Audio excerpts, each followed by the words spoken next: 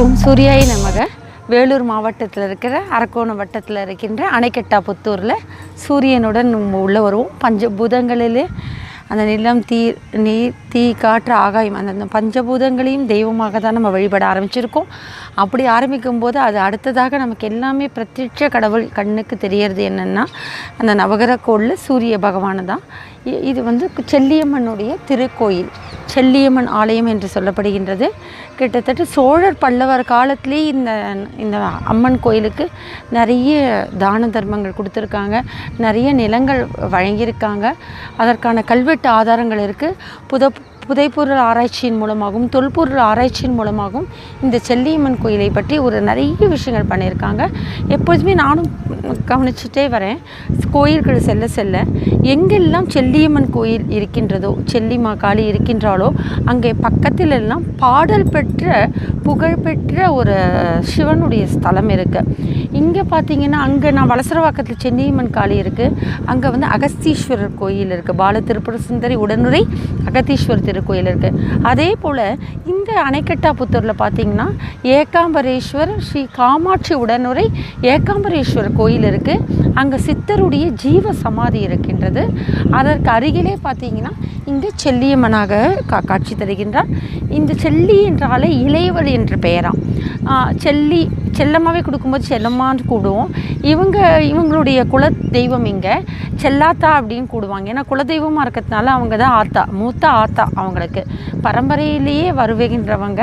அதனால் இவங்க பரம்பரையில் எல்லாமே செல்லாத்தான்னு கூடுவாங்க. பிராமி, கௌமாரி, மாகேஸ்வரி, வைஷ்ணவி, வாராகி, இந்திராணி, சாமுண்டி, சப்த கன்னிகள் இருக்காங்க இல்லையா? அந்த சப்த கன்னிகளிலே கடைசியாக வருகின்ற 7வதாக வருபவள் தான், இளையவளாக வருபவள் தான் இந்த சாமுண்டீஸ்வரி. இந்த சாமுண்டீஸ்வரி பிராமி தோல் போன்ற நோய்களை தீர்ப்பவள். சப்த கன்னிகளுக்கும் ஒவ்வொருத்தருக்கும் ஒவ்வொரு விதமான ஒரு தாத்பரியம் உண்டு. யாராலையும் முடிக்க முடியாத செயல்கள் எல்லாரும் முடிச்சுட்டு மிகப்பெரிய அசுரவதம் வேணும் அப்படின்னா கடைசியாக எடுத்த அவதாரம் தான் சப்த கன்னிகளில் சாமுண்டியாக எடுத்த அவதாரம். அந்த சாமுண்டி தான் இங்கே செல்லி மாகாளியாக, செல்லி அம்மனாக காட்சியளிக்கிறார். இந்த கோயிலை பொறுத்த வரைக்கும் நம்ம செல்லி மாகாளின்னு சொல்ல முடியாது. ஏன்னா அம்மா ரொம்ப இவ்வளோதான் ஒசரத்தில் உட்காந்துட்ருக்காங்க. அழகாக 4 புஜங்களோடு காட்சியளிக்கின்றாங்க. கையில் ஒரு சமயபுரம் மாரியம்மனுக்கு இருக்கா மாதிரி ஒரு இதோட. இல்லை என்ன ஒரு சிறப்பம்சம்னா இந்த அம்மனை பார்த்திங்கன்னா என்ன ஒரு இன்முகம் தெரியுமாங்க? ரொம்ப அழகான ஒரு இன்முகம் அந்த அம்மனுக்கு.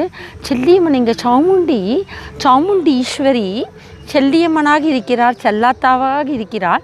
ஆனால் இனிய முகத்தோட, இன்சொல் இனிய முகம். நான் சின்ன பசங்களுக்கு என் பிள்ளைக்கு கூட கற்றுக் கொடுப்பேன். உனக்கு குணம் என்ன வேணும் அப்படின்னா இன்சொல், இன்முகம், வாதம் செய்யாத, இது 3 தான் என் பிள்ளைக்கு கற்றுக் கொடுப்பேன். அதே மாதிரி பார்த்திங்கன்னா எங்கள் அம்மா இனிய முகத்தோடு இருக்காங்க. இன்சொல்லோட வாக்கு கொடுப்பாங்க, இன்சொல்லோடு நம்மளை வழி நடத்துகிறவாங்க. இந்த செல்லியம்மன் கிட்ட வர வர என்ன ஆகும் அப்படின்னா நம்மளுடைய கோபங்கள்லாம் அடங்கிவிடும், நம்மளுடைய ஆத்திரங்கள்லாம் அடங்கிவிடும். நம்மளுடைய எண்ணத்தில் வந்தாலும் சரி நம்மளை எல்லாம் சாந்தப்படுத்துகின்றவள் தான் இந்த செல்லியம்மா. இந்த கோயில் பார்த்திங்கன்னா ரொம்ப சிறிய கோயில். அதாவது சொல்லுவாங்கள்ல, மூர்த்தி சிறிதானாலும் கீர்த்தி பெரிது அப்படின்னு சொல்லுவாங்கள்ல. இங்கே ரொம்ப சிறிதான கோயில். அம்மா கூட ஒரு சின்ன உருவமாக தான் இருப்பாங்க. ஆனால் எல்லா சக்தியும் தன்னிடத்தில் கொண்டு இருக்கின்ற செல்லிமா காளி. 75 சென்ட் நிலத்தில் இந்த கோயில் அமைஞ்சிருக்கு. இலைப்பை மரமும் கரும்பும் நன்சை புன்சை நிலமாக இருக்கும். இங்கே கரும்பு தோட்டம் இருக்குது. விழுப்புரத்துலேருந்து வராங்க கரும்பு வெட்டுறதுக்கு. நன்சை புன்சை நிலமும் இங்கே இருக்குது. இலுப்பை மரங்கள் நிறைந்து இருக்கின்ற கோயில் தான் இந்த கோயில். அங்கே பார்த்திங்கன்னா இந்த ஸ்தலம் இருக்குது. இங்கே அதில் பார்த்திங்கன்னா எந்த செல்லியம்மனுக்கும் சரி ஒரு காவல் தெய்வம் இருப்பாங்க. இங்கே முனீஸ்வரன் மரத்திலே காவல் தெய்வமாக அமைந்திருக்கிறாங்க.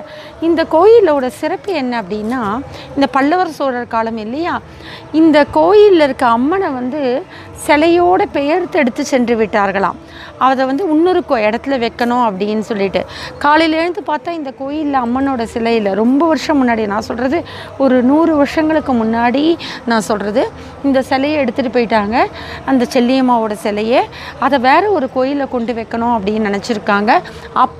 அந்த இடத்துல வாங்க பார்க்கலாம், இவங்களையும் தெய்வமாக கும்பிட்டுருக்காங்க. அதாவது செல்லியம்மாவுடைய சிலை எடுத்து சென்றதுக்கு அப்புறமா அந்த அம்மன் இல்லாமல் இருந்திருக்காங்க. அப்போது இந்த கல்லையே தான் வந்து செல்லியம்மாவை நினச்சி அவங்க வழிபட்டிருக்காங்க. ஆனால் இங்கிருந்து எடுத்து செல்லப்பட்ட சிலையோட அம்சம் என்ன அப்படின்னா, அந்த கோயிலை கொண்டு நிறுவும்பொழுது அந்த கோயிலில் அந்த சிலையே வைக்க முடியலையா, முகமண்டபம் மேல் மண்டபம் தான் கட்ட முடியலையா. அப்போது என்னடா இந்த சிலையை எடுத்துகிட்டு வந்துட்டோம், ஆனால் இந்த எல்லையிலேருந்து செல்லியம்மாவை எடுத்துகிட்டு போயிருக்காங்க, ஆனால் வைக்கவே முடியல, ஏதாவது ஒரு விஷயங்கள் அபசகுணமாக நடந்துகிட்டே இருக்கணும் போது அங்கே இருக்க ஒருத்தங்களுடைய உடம்புல வந்து இந்த செல்லியம்மன் பேசுகிறாங்க, நீங்கள் இந்த இடத்துல நீங்கள் என்னை பிரத்யட்சமாக இங்கே வைக்கணும் அப்படின்னு நினச்சிங்க அப்படின்னா, எங்கள் எல்லையிலேருந்து எடுத்துகிட்டு வந்தீங்க, இந்த அணைக்கட்டா புத்தூர் எல்லையிலேருந்து நீங்கள் என்னை எடுத்துகிட்டு வந்திருக்கீங்க, இந்த திசையை பார்த்து நான் என்னுடைய மூலமாக இருக்கின்ற இந்த அணைக்கட்டா புத்தூர் கோயில் இருக்கின்ற திசையை பார்த்து நீங்கள் இந்த சிலையை வைத்தால்தான் உங்களுக்கு என்னுடைய சக்தி பெருகும், என்னுடைய சக்தி வளரும், அப்பொழுது தான் அதை நான் ஏற்றுக்கொள்வேன் என்று சொன்னதுக்கப்புறம் அவங்க என்ன செஞ்சுருக்காங்க, அந்த கோயிலில் அணைக்கட்டா புத்தூர் இந்த கிராமத்தை பார்த்து அந்த செல்லியம்மாவை அவர்கள் அங்கே பிரத்யட்சமாக வைத்து வழிபட்டு இருக்கிறார்கள் என்று சொல்லப்பட்டது. அது வரைக்கும் இந்த அம்மாவை தான் அவங்க செல்லியம்மாவை வழிபட்டிருக்காங்க.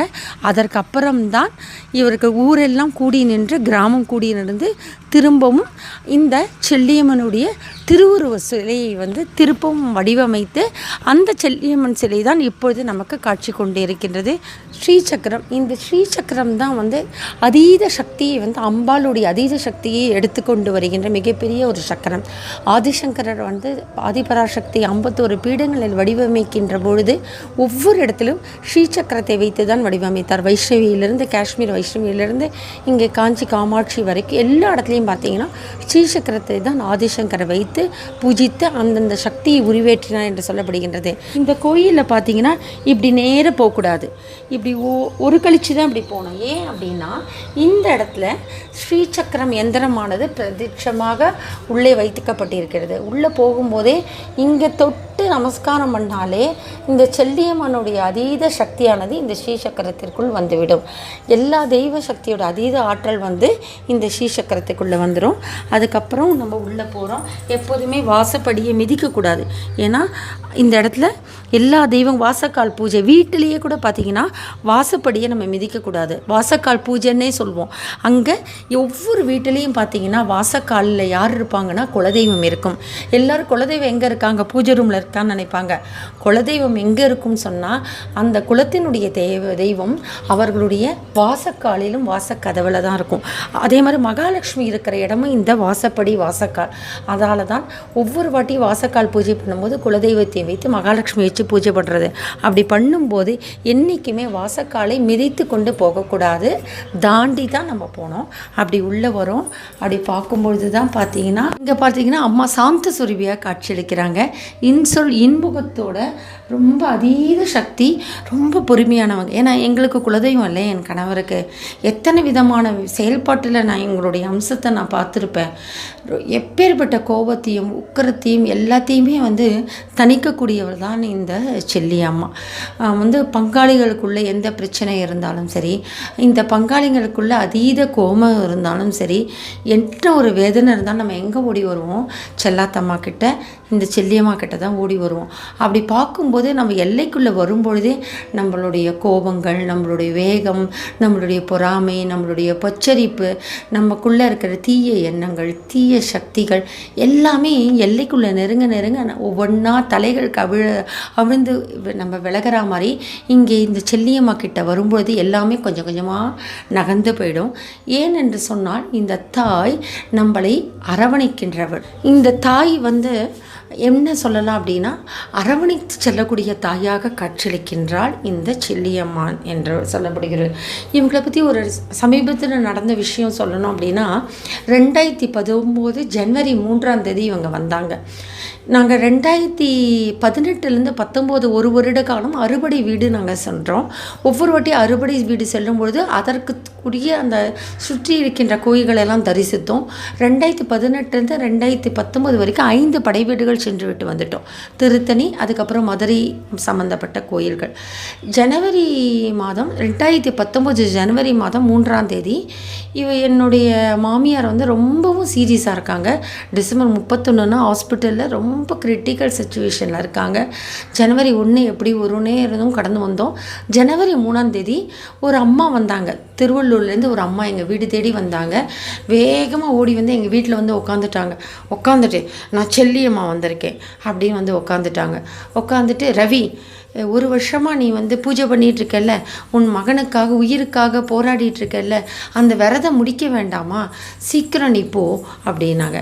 சீக்கிரம் போய் உன்னோட விரதத்தை முடிச்சுட்டு வானே. ஏன்னா அறுபடை வீடில் கும்பகோணத்தில் இருக்க சுவாமி மலை மட்டும் நான் ஒன்றும் முடிக்கல, அதை முடித்தாதான் எங்களுக்கு விரதம் முடியும், நீ சீக்கிரம் போயிட்டு வாங்கன்னு. அப்போ தாங்க எனக்கு அந்த குலதெய்வத்தோட ஐதீகம் தெரியும். அவங்க சொல்கிறாங்க, அந்த அம்மா உடம்புல வந்து, அவங்க பேர் காமாட்சி அம்மான்னு பேர், அவங்க உடம்புல வந்து சொல்கிறாங்க, உன்னுடைய அம்மாவை எடுத்து செல்வதற்காக யமதர்மன் காத்து கொண்டிருக்கிறார். குலதெய்வம் என்னை கேட்காமல் என்னுடைய குலத்தில் இருக்கின்ற வம்சத்தை உயிர் எடுக்க முடியாது. உனக்காக நான் தாங்கி பிடித்து கொண்டிருக்கின்றேன். உன்னுடைய மகனுடைய விரதத்தை முடித்து கொண்டு சீக்கிரம் வர வேண்டும் அப்படின்னு சொல்கிறாங்க. நீ விரதத்தை முடித்து கொண்டு வருகின்ற காலகட்டத்தில் தான் அவங்களுடைய உயிர் பிரியும். அதற்காக நீ சீக்கிரமாக சென்று உன்னுடைய ஒரு வருட காலத்தை விரதம் முடிச்சுட்டு உன்னுடைய மகனுடைய ஆயுசோடு வா. அது மட்டும் இல்லை, நீங்கள் பயணிக்கின்ற காலத்தில் இறுதியாக ஒரு பெண் தெய்வ கோயிலுக்கு சென்று விட்டு தான் திரும்பவும் உன் எல்லைக்கு வருவேன்னு சொன்னாங்க. ஜனவரி 3 சொல்கிறாங்க. இவங்க ரொம்ப சீரியஸு. ஆனால் அம்மாவோட வாக்கு, ஏன்னா எங்கிருந்தும் ஒரு பெண்ணோட உடம்புல வராங்க அப்படின்ன உடனே அங்கே 4ஆம் தேதி கிளம்பிட்டோம். எங்களுக்கு போகும்போது வழி தெரியல, என்ன செய்ய போகிறோம், கும்பகோணத்தில் நவகிரக ஸ்தலம் அதெல்லாம் பார்க்க போகிறோம், குழப்பமாக இருக்குமா, நீ போகின்ற வழியிலே உனக்கு வழிகாட்டியாக ஒருவன் கிடைப்பான்னு சொன்னாங்க இந்த செல்லியம்மா. பார்க்கும்போது நாங்கள் கும்பகோணத்துக்கு தான் ரயில் டிக்கெட் எடுத்தோம். ஆனால் நாங்கள் மயிலாடுதுறையிலே இறங்கிவிட்டோம். ஏனென்று சொன்னால் வழியிலே தொல்புற ஆராய்ச்சி துறையை சேர்ந்தவங்க எங்களுக்கு வழிகாட்டி, நீங்கள் மயிலாடுதுறை இருந்து எல்லா கோயிலும் சென்று வழிபடுங்கன்னு ரொம்ப அழகாக வழிகாட்டினாங்க. இதை எனக்கு ஜனவரி 3லேயே காமாட்சி அம்மா உடம்புல சொல்லிட்டாங்க. அதுக்கப்புறம் எல்லா கோயிலையும் முடிச்சுட்டு, கும்பகோணம் சுவாமி மலை முடிச்சுட்டு, கோயம்புத்தூர் மருதமலை முடிச்சுட்டு, கடைசியாக நாங்கள் பயணித்த கோயில் என்று சொன்னால் செல்லியம்மாவுடைய கோயில். அவங்க வாக்குக்கேற்ப சோட்டானிக்கரை பகவதி அம்மனை தான் கும்பிட்டோம். அந்த 3 வேலையும் முடிச்சுட்டு எர்ணாகுளம் நாங்கள் ரயில் ஏறுகின்ற நேரத்தில் தான், கோயிலுக்கு வந்து ரயில்வே நிலையத்தில் வந்தடைகின்ற நேரத்தில் தான் எங்களுக்கு செய்தி வருகின்றது, இவங்கள் தாய் இறந்து விட்டார் என்று சொல்லி. இது அம்மா முன்னாடியே எங்களுக்கு சொல்லிட்டாங்க. என்னால் ரொம்ப நேரம் வைத்து கொண்டிருக்க முடியாது. அப்போ தான் எங்களுக்கு ஒரு ஐதீகம் தெரியும்.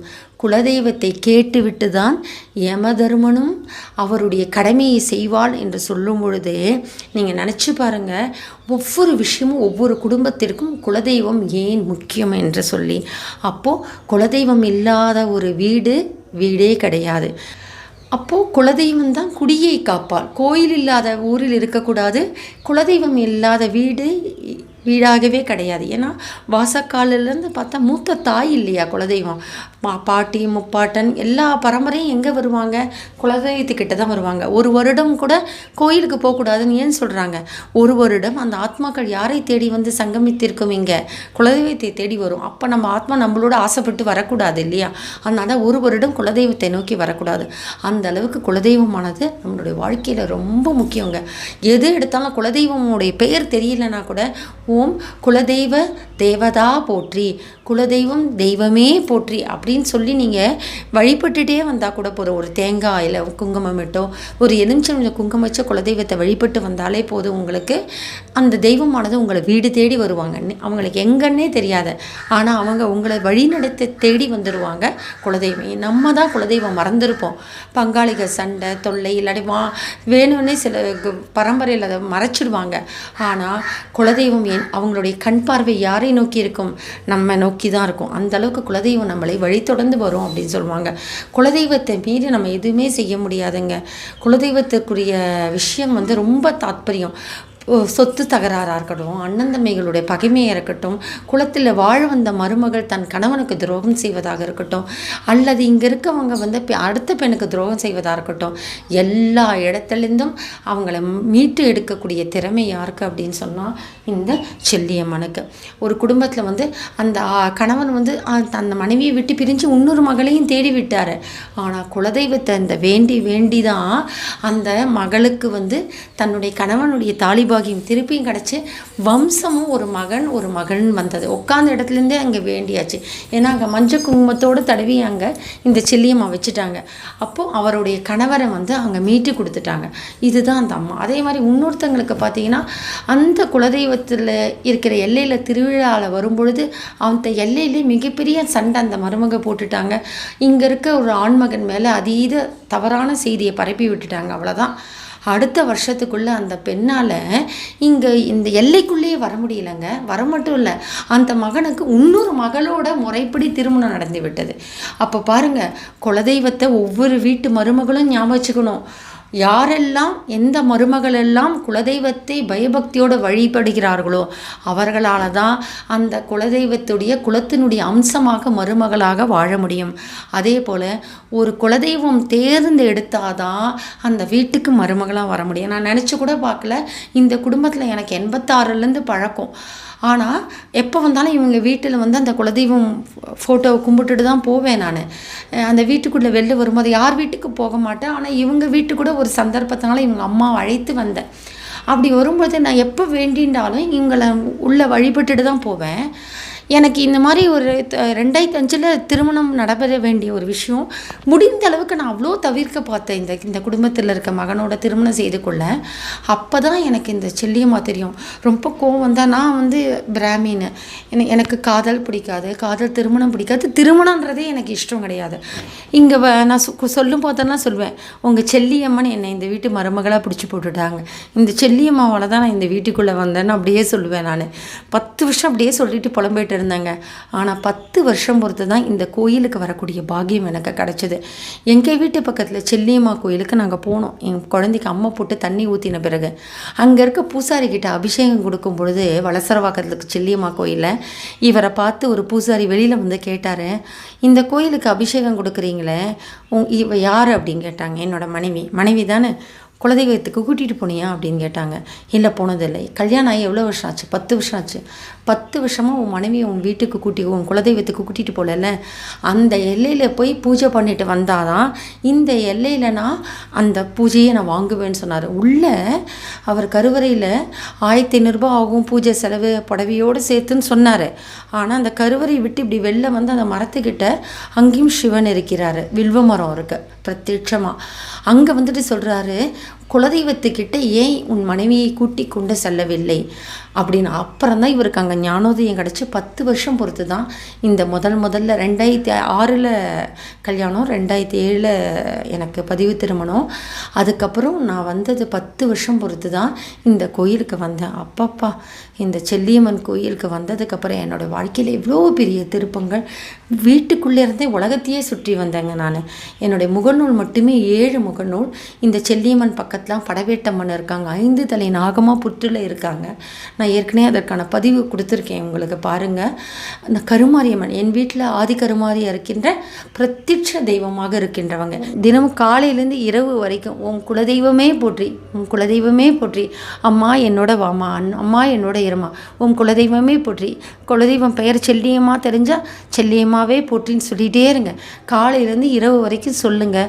அந்த குலதெய்வத்துடைய ஆற்றலும் அதீத சக்தியும் உங்களுக்கு எப்படி பெருகும்ன்றதை நீங்கள் சொல்லி பாருங்கள். சூரிய உதயத்திலேருந்து மறையிற வரைக்கும் நீங்கள் குலதெய்வ நாமத்தோடையே இருந்து பாருங்கள். தெரியுமோ தெரியாதோ அந்த குலதெய்வமே போற்றி, உன் குலதெய்வமே போற்றின்னு சொல்லுங்கள். குலதெய்வம் வந்து உங்கள் குடியை காப்பாள், பகைமையை அழிப்பாள், பாசத்தை கொடுப்பாள், பங்காளிகளை ஒன்றிணைப்பாள்.